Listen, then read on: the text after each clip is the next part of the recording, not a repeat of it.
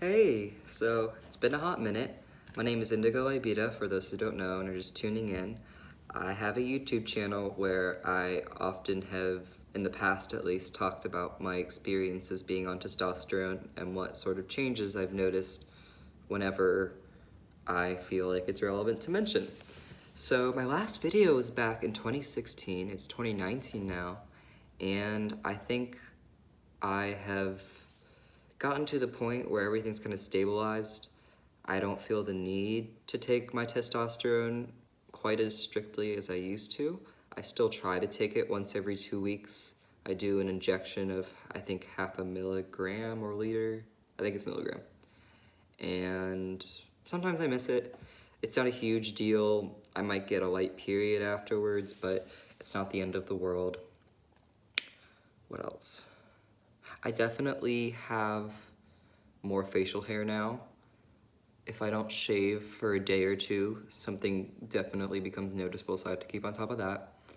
I got top surgery. I got to get, there's two different types of top surgery that most people can get. It's either keyhole or the other one's more common, but I don't remember the name of it. But I got to get keyhole, which means that there's very minimal scarring. It's ideally for people, I think, who have smaller chests.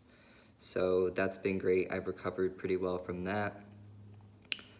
What else? It's so, I'm trying to think of something that happened, but there's just been so much.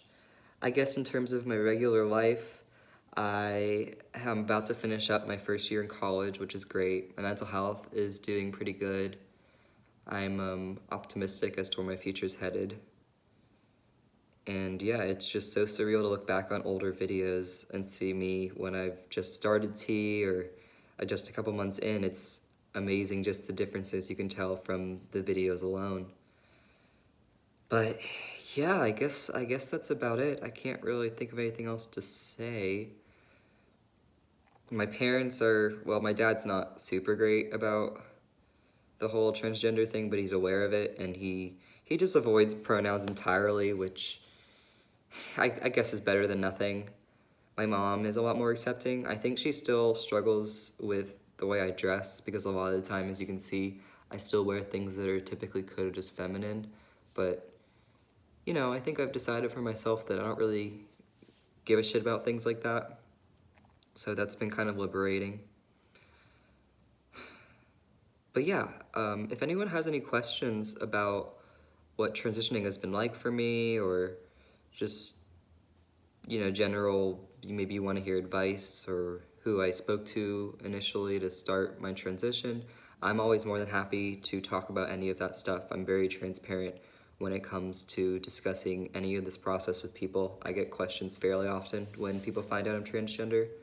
And yeah, I would say that I'm very grateful that I think I had a pretty typical transition.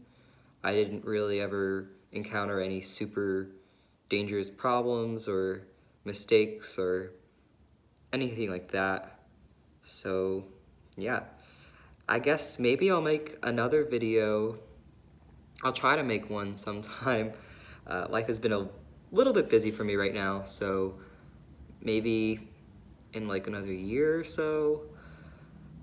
So I guess that's it.